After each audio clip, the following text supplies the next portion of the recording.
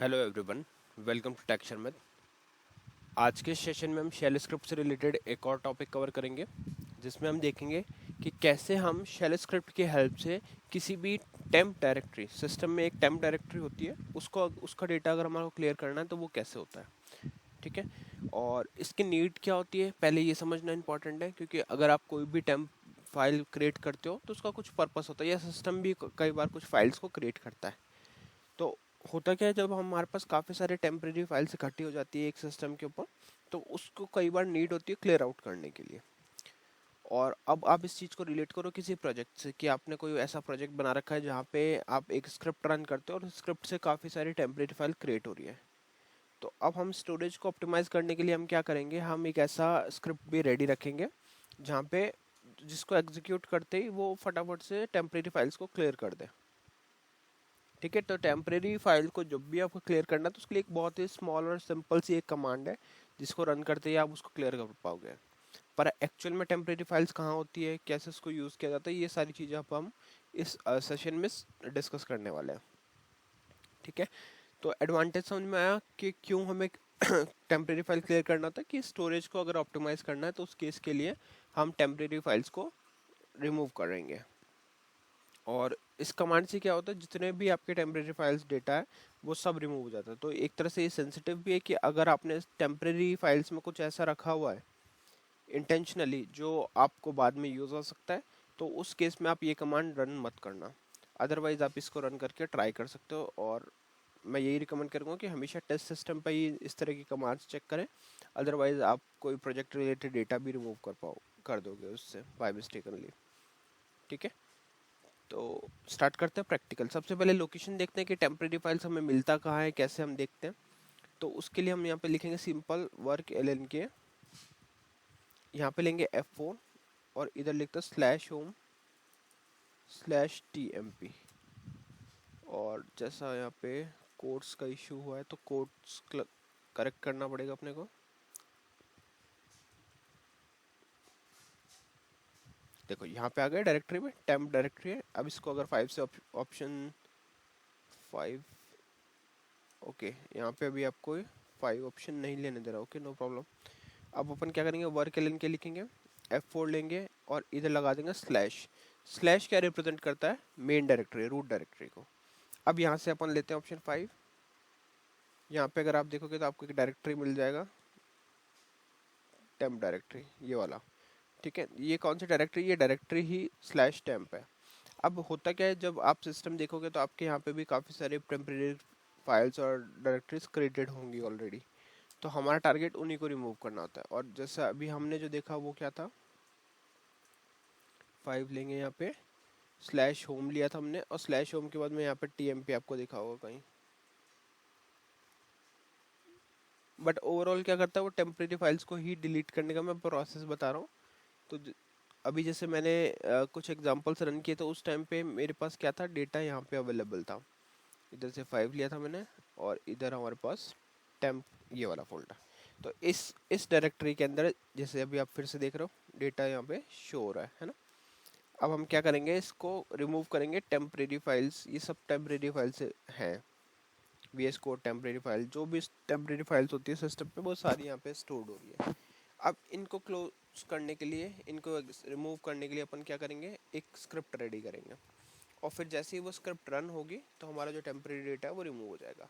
तो उसके लिए सिंपली यहाँ पे लिखना पड़ेगा वर्क एल के एंटर। अब हमारी डायरेक्टरी पे मूव कर रहे हैं हम, तो यहाँ से पेज डाउन करके आपको एक डायरेक्टरी मिलेगी जिसमें हम हमेशा कोड को सेव रखते हैं।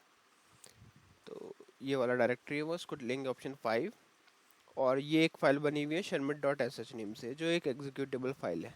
अगर आपको नहीं पता कि एग्जीक्यूटेबल फाइल क्या होती है, कैसे हम एग्जीक्यूटेबल फाइल क्रिएट करते हैं, तो आप प्रीवियस सेशन देख सकते हो, वहाँ पे हम ऑलरेडी ये सब चीज़ें डिस्कस कर चुके हैं स्टार्टिंग वाले सेशन में, है ना। इस सीरीज़ के जो स्टार्टिंग में सेशन था वहाँ हमने देखा था कि कैसे chmod की हेल्प से आप chmod कमांड की हेल्प से आप किसी भी फाइल को एग्जीक्यूटेबल बना सकते हो। तो यहाँ पे ऑप्शन 2 लेता हूँ। ये बहुत ही सिंपल सी हमारी एक स्क्रिप्ट है। आप देखते हो यहाँ पे सिंपल एक कमांड लिखा हमने, क्लियर tmp।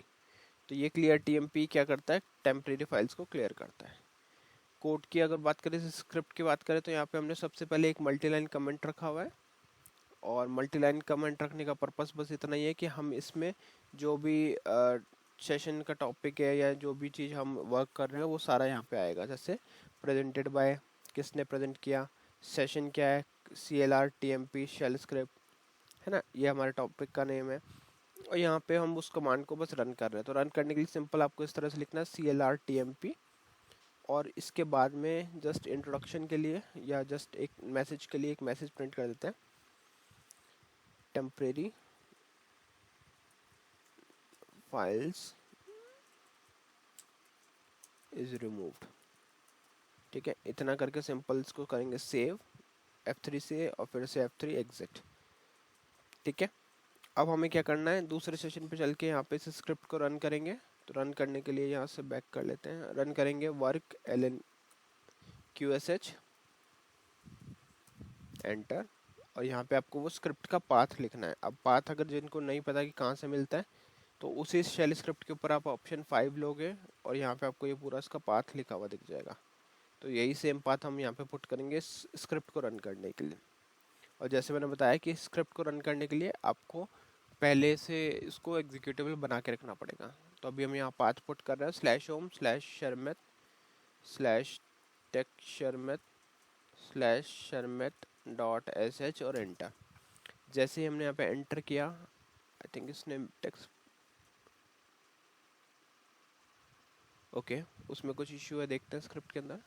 देखो यहाँ पे इशू है एक, हमने क्या किया, एक जगह पे डबल कोट रखा, एक जगह सिंगल कोट, तो इसको दोनों को सिंगल कोट रखेंगे। F3 से सेव और एग्जिट, और फिर से इस स्क्रिप्ट को रन करेंगे। अभी तक डॉलर सिंबल नहीं आया, मतलब कमांड चल रही है। तो उसने इतना टाइम क्यों ले, नॉर्मली आप देखते हो कि जो भी कमांड हम रन करते हैं वो फटाक से चल जाता है ना, बट यहाँ पे नहीं हुआ। क्यों? क्योंकि वो फाइल्स रिमूव कर रहा था, क्लियर कर रहा था टेम्परेरी को। अब यहाँ पे आया temporary files is remove, check करते हैं। यहाँ से हम करेंगे वर्क LNK F4, यहाँ पे देंगे स्लैश एंटर, 5 ऑप्शन लेंगे, नॉट 55 5, और यहाँ पे से हम TMP फोल्डर में देखते हैं कि अभी वापस से क्रिएट हुई या ब्लैंक हो गई। अभी यहाँ पे है फाइल्स, है ना। अच्छा, एक ट्राई करते हैं, कई बार क्या होता है ये सिस्टम में वापस जनरेट भी हो जाते हैं फाइल्स।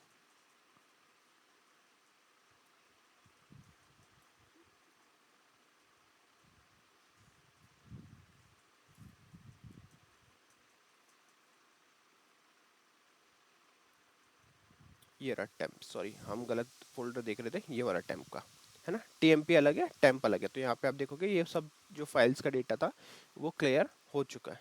ठीक है, ये आपको ध्यान रखना, टेम्परेरी फाइल को, टेम्परेरी डायरेक्टरी को क्लियर करता, तो ये वही टेम्परेरी डायरेक्टरी हम यूज़ कर रहे हैं। तो आई थिंक ये पूरा सिनेरियो आपको क्लियर हो गया होगा कि क्यों टेम्परेरी डायरेक्टरी को क्लियर किया जाता है, कौन से ऐसे सिनेरियोज होते हैं, है ना। साथ में हमें ये भी पता होना चाहिए कि जब भी हम किसी टेम्परेरी फाइल को रिमूव कर रहे हैं तो ये सबसे पहले मेक श्योर करना है कि उसमें जो भी डेटा है वो यूजेबल नहीं है, क्योंकि अगर वो यूज़फुल डेटा है तो उस केस में क्या होगा, आप अगर ये कमांड चला दोगे तो वो रिमूव हो जाएगा। तो सबसे पहली प्रायोरिटी हमारी यही है कि तो सिस्टम जो भी हम यूज़ कर रहे हैं टेस्टिंग के लिए वो एक टेस्ट सर्वर ही होना चाहिए, मेन प्रोडक्शन या ऐसा कुछ नहीं आपको यूज़ करना, अदरवाइज आप कुछ डेटा इम्पेक्ट कर दोगे। ठीक है, उसके बाद में सिंपली आप ये सब स्टेप्स परफॉर्म करके इसको कर सकते हो। अगर कभी आपको सेम चीज़ CL से भी रन करनी है तो कैसे करोगे, वर्क MBR PDM, यहाँ हमने एक ऑलरेडी प्रोग्राम क्रिएट किया हुआ है, इसको ओपन करते हैं ऑप्शन 2 से। प्रोग्राम का पर्पस क्या है, running shell script using CL प्रोग्राम। यहाँ हमें सबसे पहले एक वेरिएबल चाहिए, तो वेरिएबल के लिए DCL लिख के F4 लेना है, variable name type storage length आ जाएगी, CHG वैर लिख के वेरिएबल का नेम और script of path of script जो है /home/sharmet/sharmet.sh। उसके बाद में आपको strqsh लेना है, F4 लेना है और वेरिएबल का नेम पुट करना है। तो बस ये सिंपल से स्क्रिप्ट है, जैसे ही हम इसको रन करेंगे तो ये भी सेम प्रोसेस पे वर्क करेगी और टेम्परेरी फाइल्स को क्लियर करने का काम करेगी। यहाँ से किया एंटर, देख रहे हो यहाँ पे कुछ टाइम के लिए वेट करता है। वेट करने का पर्पस यही है कि जो भी टेम्परेरी फाइल्स है वो उसको रिमूव कर रहा होता है, इसलिए वो थोड़ा टाइम लेता है, और फिर मैसेज आपको मिल जाएगा टेम्परेरी फाइल्स इज रिमूव्ड। ठीक है, तो ओवरऑल आपको ये पूरा सिनेरियो समझ में आ गया होगा कि कैसे टेम्परेरी फाइल रिमूव होती है, क्यों हम करते हैं और क्या बेनिफिट्स होते हैं।